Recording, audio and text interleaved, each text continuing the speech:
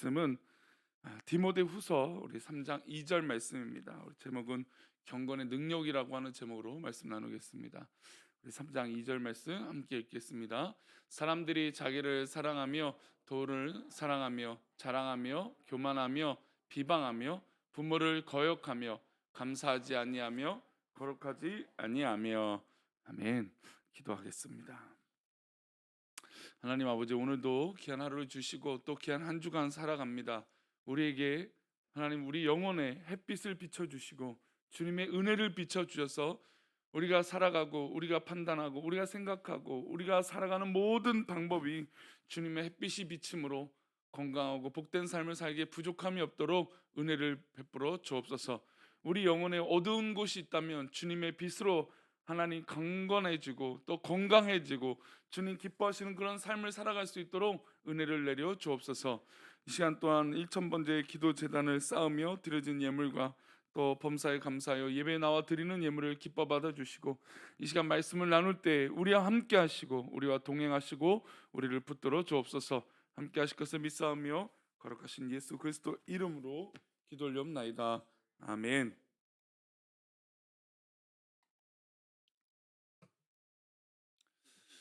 모든 것은 본질이 중요합니다. 본질을 이해하고 본질을 생각하는 것은 우리가 조금 더 나은 결과를 얻을 수 있는 중요한 이 결정 요소가 될 것이죠. 우리가 예를 들어서 어떤 식당을 간다고 해보겠습니다. 식당을 갈 때 어떤 식당은 예쁘다, 뭐 카페라고 치면 요즘 카페 뭐 워낙 이 뭐 예쁘고 좋은 것들이 많으니까 또 엄청난 이 돈을 들여서 이 지어진 건물들도 굉장히 많은 것을 볼 수 있습니다. 근데 외관이 뭐 화려하고 뭐 내부 시설 인테리어가 좋고 또 여러 가지 음식이 있다고 하겠습니다. 근데 음식점의 가장 중요한 결정 요소는 뭐 인테리어도 좋고 물론 외관도 좋고 어떤 위치도 중요하겠지만 가장 중요한 건 뭘까요? 음식 맛이죠. 음식 맛이 없으면 그 식당은 결국에 운영하기는 어려울 것입니다. 가장 중요한 것이 맛입니다. 맛이 있으면 사실 모든 것도 또 수용할 수 있습니다. 예를 들어서 아무리 정말 이게 무너질 것 같은 이 뭐 포장마차 뭐 아니면 가건물 같은 곳에 있을지라도 맛이 있으면 그 집을 주소라도 찾아가서 먹는 게 바로 음식입니다. 맛이 있기 때문에 그러는 것이죠. 소위 그 맛집이라고 유명한 데를 찾아가면 뭐 굉장히 뭐 화려한 건물인 경우도 있겠지만 뭐 그렇지 않은 이 노포, 즉 오래된 이 가게들이 있는 것을 보게 됩니다. 중요한 건 중요한 핵심인 이 맛, 이 음식점의 중요한 이 핵심이 중요하다는 것이죠. 그게 능력이라는 겁니다. 신앙생활을 하는 믿음의 백성들은 하나님께서 우리를 어떻게 보고 계시는지를 살펴보는 게 굉장히 중요합니다. 하나님 보시기에 하나님의 사랑을 받을 만한 존재인지 우리 스스로 끊임없이 살펴봐야 되는 것이죠. 그러니까 우리가 빛과 소금이라고 친다면 빛을 잃으면, 소금의 그 맛을 잃으면 존재의 가치가 없는 것처럼 하나님 앞에 우리가 빛이요 소금으로서 사는 이 중심의 가치를 잃어서는 안 된다는 것이죠. 하나님은 겉모습을 보는 분이 아닙니다. 생각과 계획하는 것까지 다 뚫어보시고 살펴보시는 분이 우리 하나님이신 것이죠. 우리는 하나님을 속일 수가 없습니다. 그러니 우리 내면과 생각을 아름답게 채워나가는 것은 마치 그 식당이 음식이 가장 중요한 핵심인 것처럼 우리의 생각과 우리의 마음의 내면, 우리 신앙의 내면이 그만큼 중요하다는 겁니다. 오늘 본문에서 바울은 디모데에게 신앙의 경쟁력이 어디서 있는지, 또 하나님께서 우리에게 바라는 것이 무엇인지 말하고 설명하고 있습니다. 그래서 바울은 디모데에게 디모데 네가 어떤 것이 채워져야 되느냐, 네 속에, 내 마음 속에, 내 생각 속에, 내 행동의 그 근원 속에 어떤 것이 채워져야 되는지 권면하고 있어요. 오늘 이 디모데후서 3장을 시작하면서 먼저 바울은 이 당시 이 교회의 참혹한 상황을 먼저 얘기합니다. 그 참혹한 상황을 얘기하면서 디모데에게 이런 것들이 채워지라는 것이죠. 우리 먼저 2절부터 4절인데요. 보겠습니다. 함께 읽어보겠습니다.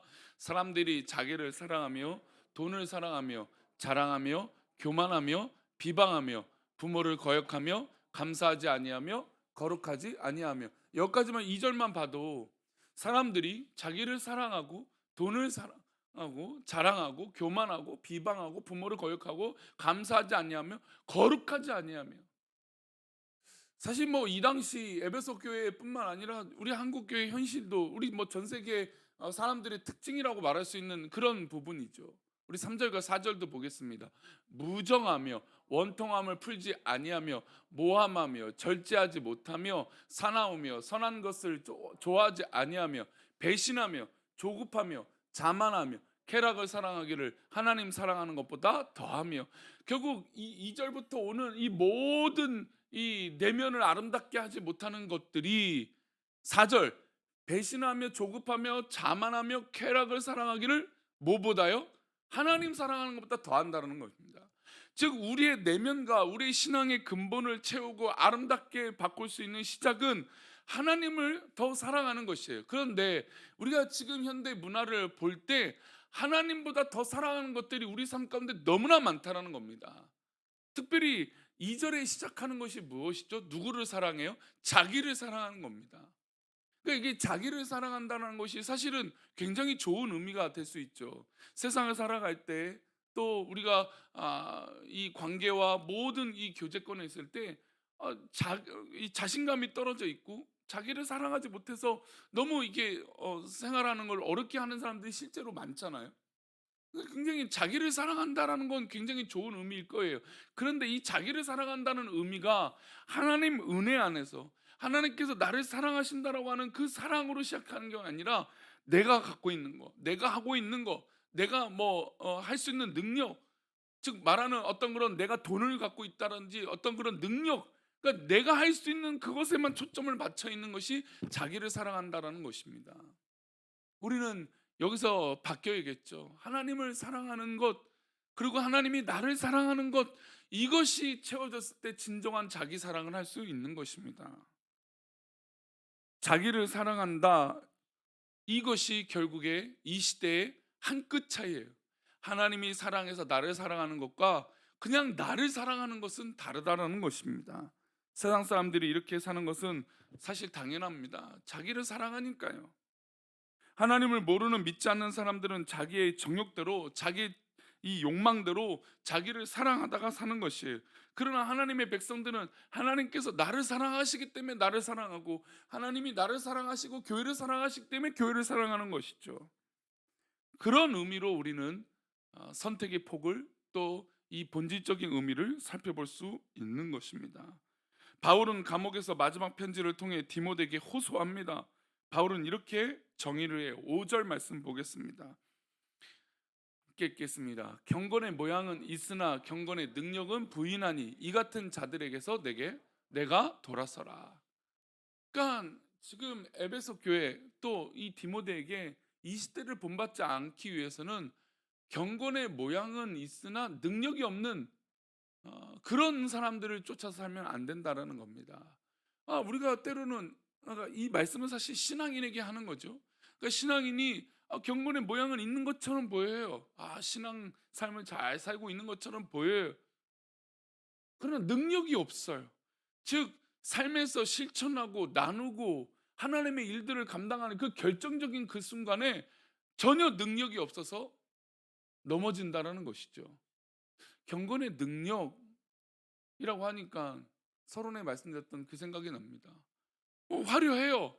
보이는 것은 좋습니다. 근데 그 식당이 맛이 없는 것처럼 우리의 신앙에 경건의 모습이 있는 것처럼 보여요. 화려해요. 좋아 보여요. 근데 결정적인 순간에 능력이 없다라는 겁니다. 하나님 주신 그 능력, 주님 주신 그 능력, 그 신앙의 능력이 없다라는 것이죠. 외식하는 자들에게서 돌아서라라는 것입니다. 근데 우리가 생각보다 교회 안에서 이 외식을 쫓아서 살아가는 경우들이 굉장히 많아요. 저렇게 신앙생활 하는 것처럼 해야지. 그리고 그 속에 알맹이가 없이 능력이 없이 소리나는 꽹가려 같은 소리만 요란한 경우들이 있다라는 겁니다. 우리는 지금 사실 많은 기도가 필요한 시기예요. 우리 연말과 내년을 준비하기도 하고 코로나 시기이기도 하고 또 주말에 있던 정말 너무나 끔찍한 이 사회 현상, 또 이 교회 내부의 사회 현상, 이 모든 것을 볼 때 정말 하나님께서 주시는 이 경건의 능력이 우리 가운데 있어야 된다는 것을 우리가 많은 부분에서 고민하고 기도해야 되는 것이죠. 교회 안에 있으나 자기를 사랑하고 하나님을 사랑하지 않는 자들을 가리켜 경건의 모양은 있으나 경건의 능력이 없다라고 말하고 있는 것입니다. 결국 우리는 그 생각을 해야 돼요. 하나님은 다 알고 계신다라는 것이죠. 하나님은 우리가 어떤 계획을 가지고 있든지 우리 어떤 생각을 하고 있는지 다 뚫어보고 계시는 것이죠. 바울은 교회 안에서 경건의 모양만 가지고 경건의 능력이 없는 자들에게서 떠나라고 말하고 있습니다. 이 편지를 받는 이 목회자 디모데에게도 똑같은 말을 하고 있는 것이죠. 하나님께서 기뻐하시는 경건의 능력을 갖추고 있는지 우리는 이 새벽에 기도해야 할 필요가 있어요. 하나님, 내가 경건의 능력이 있습니까? 경건의 모양만 있는 것은 아니고 아닌지 하나님 돌이켜보기 원합니다. 살펴보기 원합니다. 이런 기도가 우리 가운데 필요한 것이죠.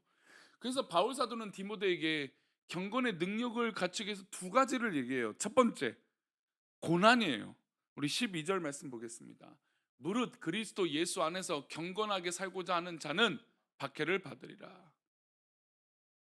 경건의 능력이 있고 하나님 앞에 내 내면이 갖춰지기 위해서 좋은 이 필요 조건은 바로 이 고난을 받아들일 수 있는 사람이라는 거예요. 혹이나 내 삶 가운데 고난이 있다고 했을 때 그 고난을 받아들이는 이 자세, 예수 안에서 경건하게 살고자 하는 사람은 이 고난을 받아들일 수 있는 자세가 필요하다는 겁니다. 사실 수고하지 않고 고난 없이 그 열매를 맺는다는 건 있을 수 없는 일입니다. 귀한 열매를 맺는다는 건 그 삶의 과정 가운데 모든 이 훈련의 과정들과 또 고난의 과정이 있기 때문에 가능한 것이죠.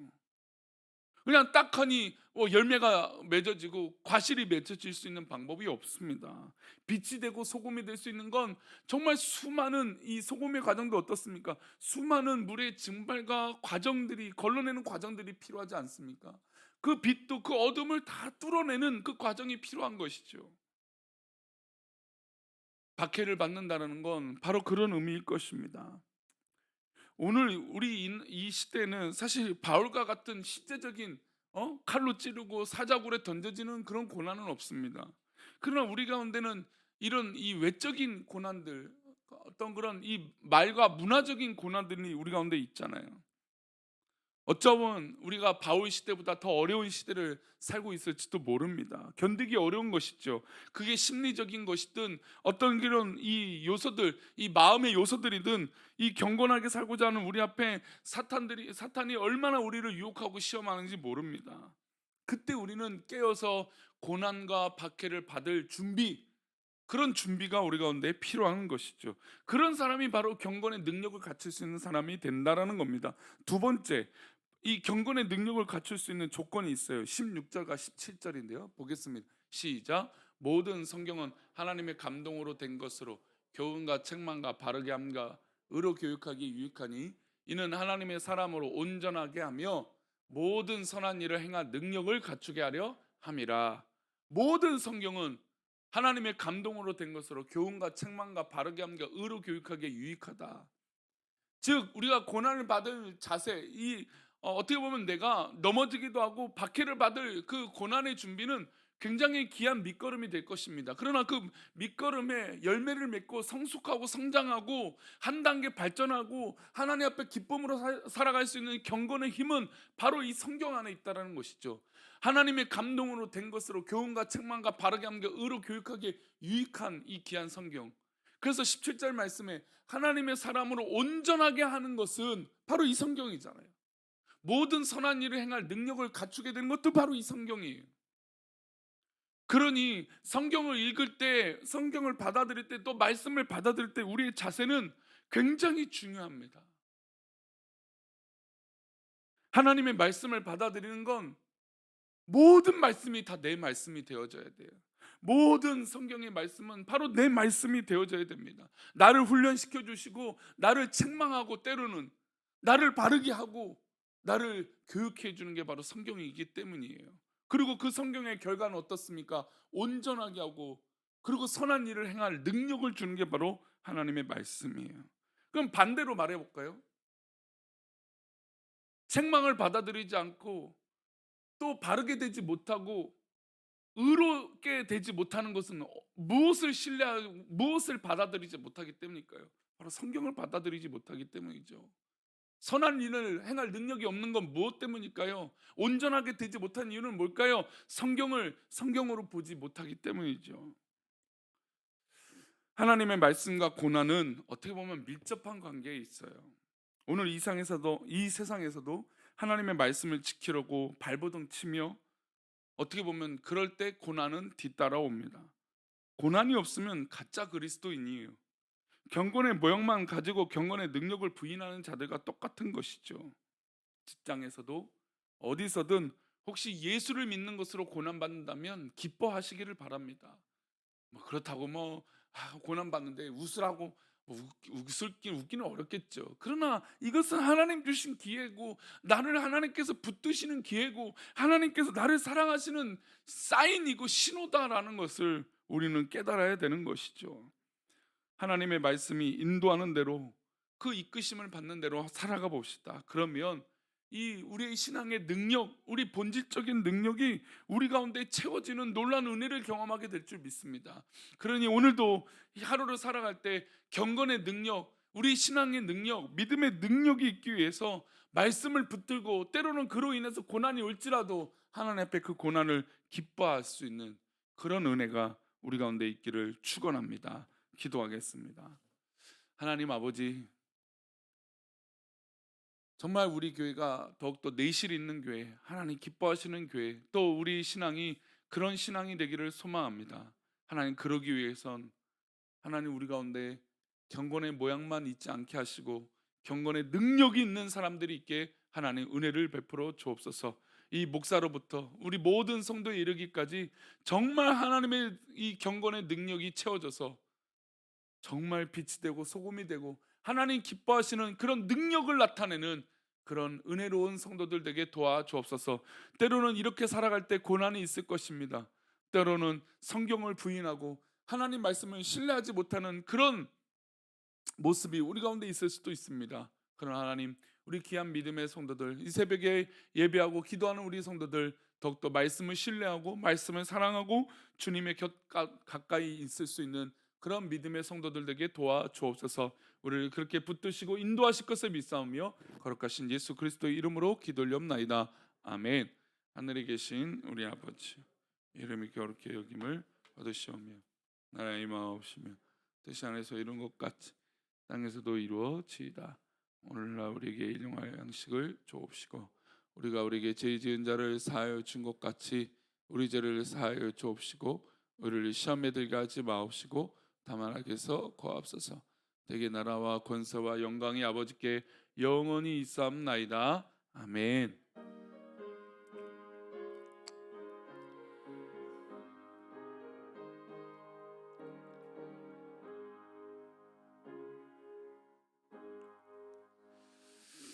오늘도 경건의 능력이 정말 채워지는 귀한 하루와 또 그 기도를 하시다가 돌아가시도록 하겠습니다. 저는 오늘과 내일 일정으로 갔다 올 텐데 기도해 주시고 함께 저도 기도하는 곳에 있겠습니다. 우리 함께 기도하겠습니다.